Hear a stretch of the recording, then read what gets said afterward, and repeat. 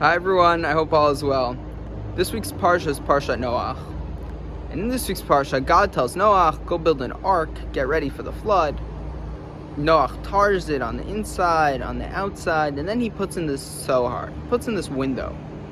Right? And there are many commentaries that explain what this is. Is it a window? Is it a skylight?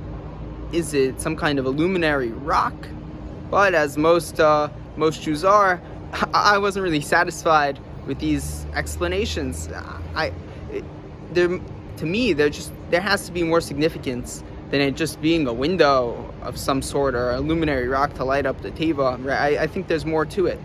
So with this, I'm leaving the floor open to anyone that has any explanations.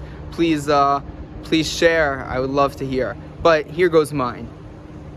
So as we know, water, right? Mayim Chaim, water is life. And we see throughout the Torah that Torah is also equated to water. The Sifri says studying Torah is just like immersing yourself in the mikvah for self-purity. He says in Tvarim, right? There are all these instances that we see that water really brings life. It restores nature. It's amazing. But here in this week's Parsha, it's so destructive. So it destroys the whole world. So how do we see on one hand that water could be so destructive? On the other hand, that water brings life. And I think the answer is all through this sohar, all through this skylight that Noach puts in the ark. And what is this? What's the answer?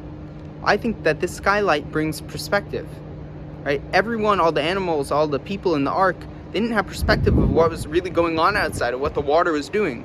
But they just had this one skylight with a perfect amount of water dripping in. And what do they do with this water? I don't know. Maybe they're using for a mikvah, maybe they're drinking it, who knows? But water on the outside was destroying the earth, but the water on the inside from the same rain was giving sustenance, life to human beings and animals as we know it today, right? That water powered the world all the way to now. So something else that just supports this is that before the flood we had immorality and bad human behavior that was so abundant. Right? It was out of proportion. Just like the water, it was so much destroying the whole world the same way. So what I'm really thinking that this window represents is putting everything into proportion, into perspective, the way it should be, because sometimes bigger isn't always better. And the same goes the other way, vice versa.